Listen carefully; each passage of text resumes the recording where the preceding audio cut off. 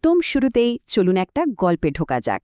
ইন্টারনেটের বিশাল দুনিয়ায়, বিশেষ করে বাংলা প্রতিলিপির মতো প্ল্যাটফর্মগুলোতে এমন কিছু গল্প লুকিয়ে থাকে যার নাম শুনলেই মনে হয় এই বুঝি কিছু একটা ঘটতে চলেছে।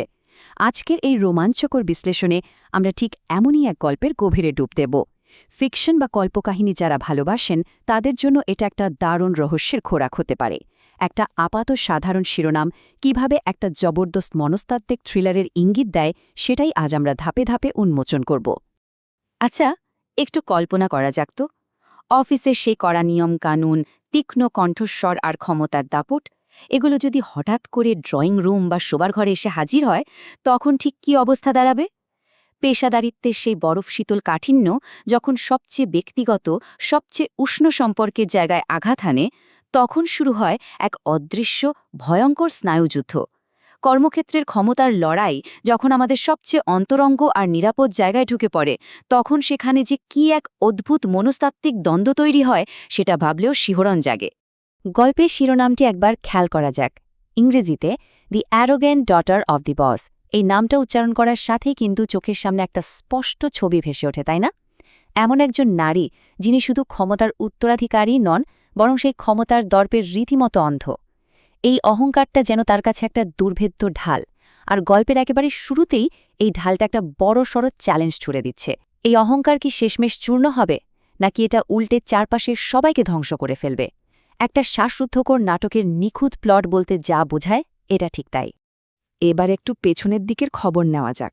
ওয়েবসাইটের ইউআরএল বা ওয়েব ঠিকানা ঘাঁটতে গিয়ে একটা দারুণ জিনিস পাওয়া যায়। ড্যাশ দিয়ে জোড়া এই আক্ষরিক বাংলা শব্দগুলো। বসের অহংকারী মেয়ে যখন বউ এক। এখানে কোনো রাগঢাক নেই, কোনো আড়াল নেই। ইন্টারনেটের গভীরে লুকিয়ে থাকা এই ফিল্টারবিহীন কাঁচা শব্দগুলো যেন একটা আসন্ন ঝড়ের গোপন সংকেত দিচ্ছে।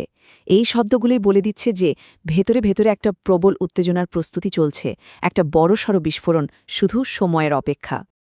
তবে সবচেয়ে ভয়ঙ্কর আর কৌতূহলোদ্দীপক ইঙ্গিতটা লুকিয়ে আছে একেবারে শেষের ওই ছোট্ট শব্দটুকুর মধ্যে, পর্ব ১।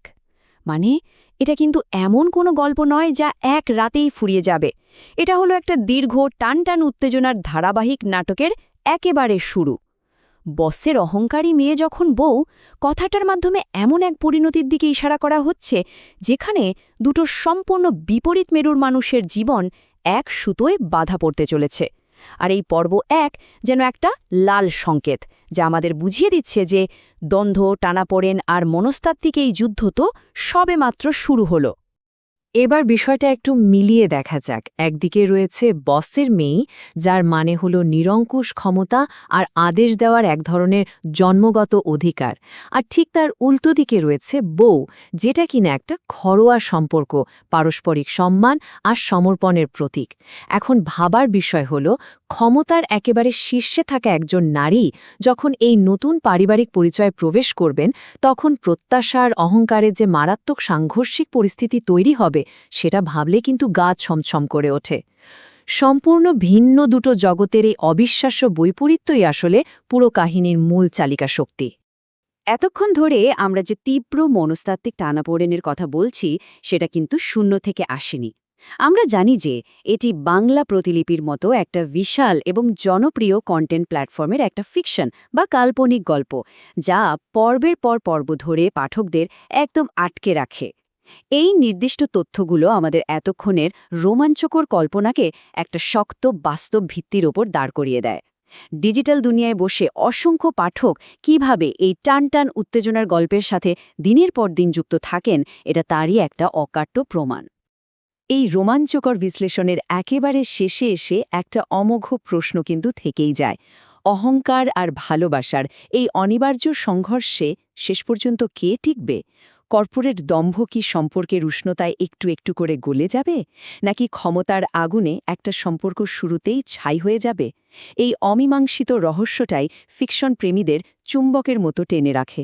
চরিত্রগুলোর ভাগ্যে আসলে কি লেখা আছে, সেই অজানার প্রতি কৌতূহলী এই গল্পটিকে এক অবিস্মরণীয় থ্রিলারে পরিণত করেছে।